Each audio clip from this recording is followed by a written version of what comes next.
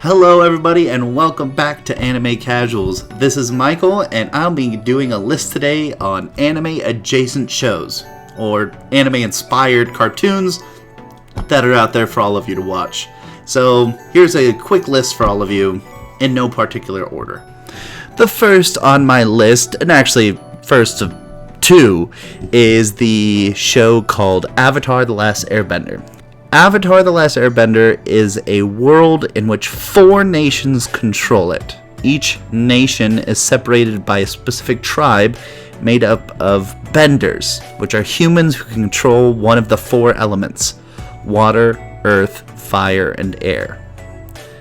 There is only one individual in this world who acts as a mediator between these nations and the spirits beyond, who's called the Avatar. And they are the only one who has the ability to control all 4 elements in unison. Now, my own opinions about this show is that it's one of the greatest anime-adjacent shows out there. Created on Nickelodeon, it has dealt with every single adult subject. So it deals with things such as love, death, violence, and the act of changing oneself to the core. Characters in this show go through drastic change from the beginning, where they're just kids having fun, which is initially what wrapped me up in it, to growing in their abilities and basically growing as people and understanding themselves as humans and their relationships with others. The show thoroughly captured my heart and mind, and it really made me think about the relationships I have with others and how I want to treat the people around me. The strangest part of the show is, unlike other kid shows, it shows us the reality of what a war-ravaged world looks like. It has people starving and in need of help. There was a whole tribe of people who were wiped out in the beginning of the show, and it also shows the emotional states of people living in a post-World War era. Now we get to my second pick, Legend of Korra, which is a sequel to Avatar. And this show goes even further than Avatar does and continues to show us the after effects of what happened with Aang and his crew and the ramifications of a bender-dominated world. Now, for sake of, spoilers, the only thing I'm going to say about this is that Korra does an excellent job of showing us many different flashbacks of showing the history of the world of Avatar and where the magical bending abilities came from and how the Avatar came into being. So if that kind of entices you, I would absolutely watch Avatar and then watch Korra, because they make just like the best duo of shows out there. The next one is probably a fan favorite. It's Teen Titans.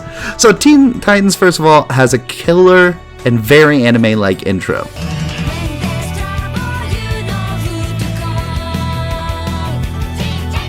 See, it's so good, and probably reminds you of other Japanese stars seeing other anime intros. Everything about Teen Titans screams anime. Even though it's about teenage DC superheroes fighting crime and diving into many different plot lines directly from the comics, it is so over-the-top anime. Their hairstyles and fashions are pretty anime. In fact, some of their hair color, I learned from a little bit of research into the show, was actually changed to more anime-like colors. Like, some of the characters have purple and pink hair, which in the original comics, they really didn't. Teen Titans is a pretty fun show. Fourth on the list, we have a huge callback to the show, Jackie Chan Adventures.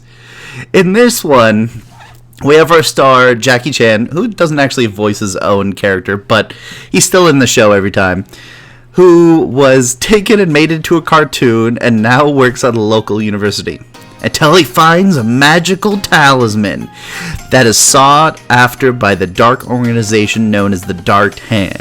Now, that's a pretty, cartoony, setup for, any series, but I love this show and its ridiculous story because it's got everything you would ever need in a cartoon. It's got magical Chinese zodiac powers, it's got Jackie Chan and his family fighting a dark, powerful organization, and every episode, like so many good childhood educational shows, You have Jackie Chan himself telling you about aspects of Chinese history and culture and philosophy, which the show is also based off of.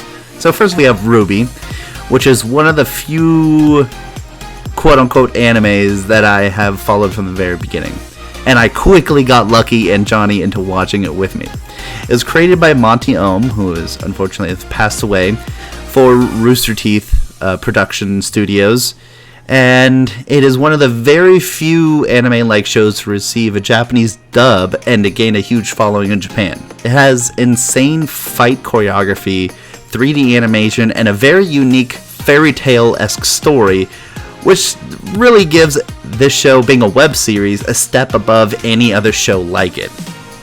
It's able to tell stories in whatever time it wants because it's not regulated by TV requirements. And I will say, the first season or two, the show's kind of getting going. You can definitely see it trying to figure out what it wants to be.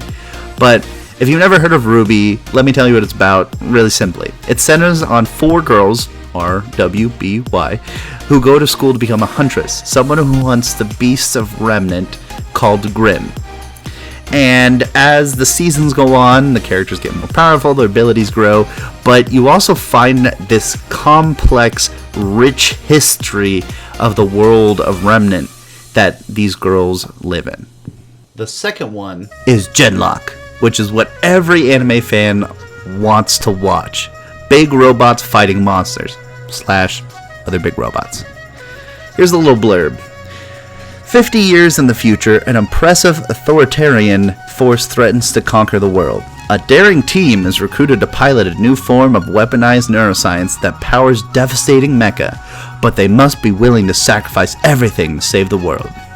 So let me first start off with saying what makes Genlock such an interesting take on the mecha genre is that unlike other mecha anime like Gundam and Evangelion, which have a pilot inside of them, this one does not. And the system that works with these heroes is that they sit into these little chairs that sends their minds to the mechs that they're piloting.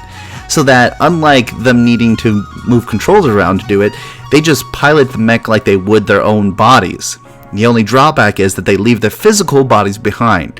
And the first season, the only season out right now, kind of dives into like the interesting dynamics that this makes and how certain characters need to get used to their new bodies because they're not the same as their old ones. So I'm looking forward to season 2. It's got a lot of big names in it, like David Tennant and Michael B. Jordan, and it's got a lot of room that it can grow with. Our quick blurb we dive into, if you haven't seen it, Castlevania is a new project by Netflix to produce high-quality anime or anime-inspired shows that carry a lot of themes that are pretty similar to Japanese anime. So, Castlevania didn't need a huge step to get into the anime-adjacent category because it's based on a video game made by Konami. And if you don't know, Konami is a Japanese company. And so if you haven't seen Castlevania yet, I'd highly suggest it. It kind of shows the Dark Lord Dracula being really terrifying and then also sympathizing with him and like what he's gone through, and then seeing it's kind of a brutal anime altogether. So go give that one a watch or show it to some friends. It's really good. Voltron, which is also on Netflix, is unfortunately the one show I can't really go in too far into depths with, but I can tell you what it's about. Voltron is kind of like original Power Rangers, where you have 5 chosen defenders of the universe who use their robotic lions to form a 325-foot tall robot that's known as Voltron. So the biggest thing with Voltron is it tackles a lot of different themes that you wouldn't traditionally find in a cartoon. Themes of heroism is pretty normal, but also tackles feminism and LGBTQ plus experiences while also being an intense action show. So you will get a lot out of watching all of its seasons, and there's a lot of seasons out there. It's also based on an anime in itself because there's an anime that came before it. So again, it's another one like Castlevania that didn't need to go too far to be anime adjacent. The penultimate one is a fun call out because I don't know I don't know if a lot of people know about this one, but it's called Megas XLR. It's one of my all-time favorite cult hits from Cartoon Network back in 2000s, and it stars two characters named Coop and Jamie who find a broken down mecha robot which they don't know is from the future, called the Megas, and modify it with a muscle car to replace its head into an all-new robot called Megas XLR. So it's a pretty funny cartoon because they make a lot of references to mecha anime. They make a lot of, like, they mock it a lot. They pay a lot of homage to it. And it's because Coop and Jamie have watched a ton of mecha anime, and they have a bunch of old ones that they continually rewatch. So a lot of it can seem like, you know, they make up moves and they have like a sword. And then you compare like anime with like XCOM or Terminator, where, you know, like a hostile race is taking over the earth and there's a human resistance force that has one goal, has one thing that can save them, and they'll send it to the past to save the future. And so that combined together kind of makes this ridiculous cartoon of Megas XLR. So if you can find it, definitely go watch it. The last one on this list is probably my favorite, which is Steven Universe. Now, this show was created by Rebecca Sugar and has so many references to anime throughout the entire series, mostly because Rebecca Sugar herself is a huge anime fan. It takes on gender expectation. It shows off fights. It shows how the character's drawn. It tackles many different themes of LGBTQ+ as non-binary characters. It talks about fighting for oneself instead of others. It deals with anger, what it takes to be a hero. It tackles the morality of destroying your enemies instead of saving them, and, you know, other themes that you just wouldn't expect to be in cartoons. If you've never heard of Steven Universe, absolutely give this a shot. It's the story. It's a kind of a coming of age story about Steven and the emotional growth of these magical humanoid aliens known as the Crystal Gems. All of them are made. They're formed out of crystals, and they all have like special powers based on, you know, what gem they are. Steven himself is a half gem, and throughout the story we learn how he was, what his past is, why this place that kind of looks like Earth is so messed up and ruined, and how humans have dealt with like this conflict the planet has had with these intergalactic alien empire. And it's wonderful because Steven himself as a character is all about promoting peace and harmony between all people, and constantly he's had to deal with the violence of what we call the homeworld gems and the emotional conflicts between him, the other humans he's around, and the crystal gems he's dealing with, who don't really understand humans. So there's about 5 seasons in a movie, plus 2 other seasons post the movie, that you can go binge watch right now. And what makes it fantastic is every episode is about 10 minutes, obviously, except for the movie. And it is one of the best.